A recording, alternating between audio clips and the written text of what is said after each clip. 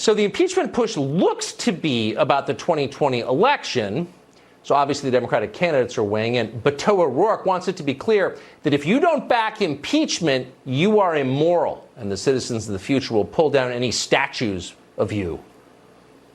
And to those who are holding out, I just want them to know that history will judge all of us. And I welcome them in to the right side of justice and history, and hope that their conscience will compel them to stand up for impeachment, to stand up for this country. Will that kid get off the stage? It's too embarrassing. I can't play another soundbite from that mediocrity. Lisa Booth, a senior fellow at Independent Women's Voice, she joins us tonight. Well, and Lisa, I'm sure every Democrat turns to Beto O'Rourke for where they should go next with things. So it's that guy. And by the way, I just want to issue a mea culpa here. We are part of the problem. It's irresistible to play sound bites of Beto O'Rourke, but I mean he's I think a non-factor, I would say, in American life at this stage. So what is the political calculation if you're running for president right now and you see your colleagues in the House doing this?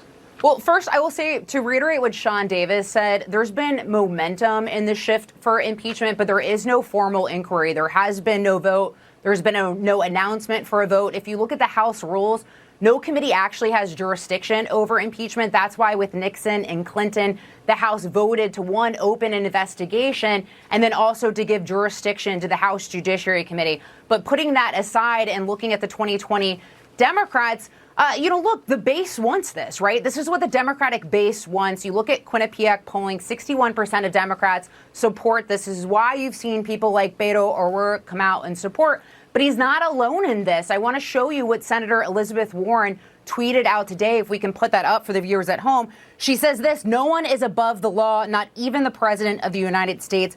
Congress has the constitutional authority and responsibility to hold the president accountable. This is not about politics. This is about principle. We must begin impeachment proceedings. She then went on to tweet this, which I also found interesting. She says that now the impeachment inquiry must move forward with the efficiency and seriousness this crisis demands.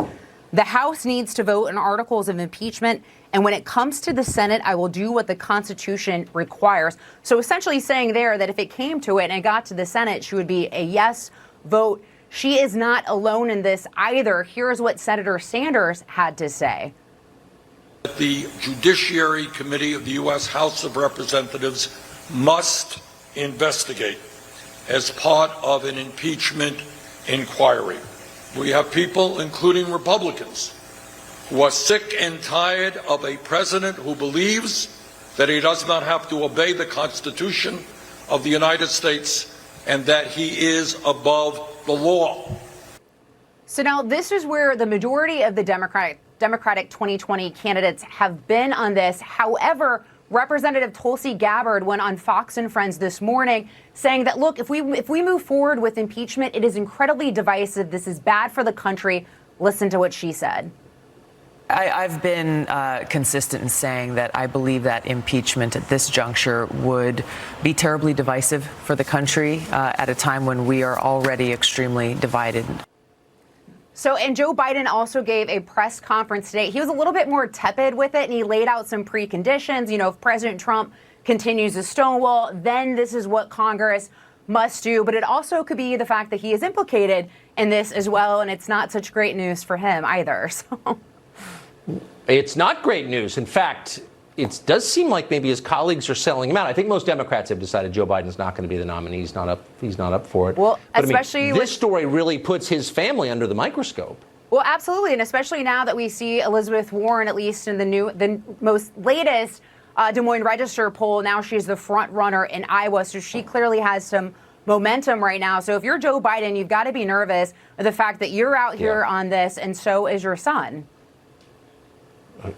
I mean, they are the center of the story. There's no way around that. Whether or not CNN admits it, it's true.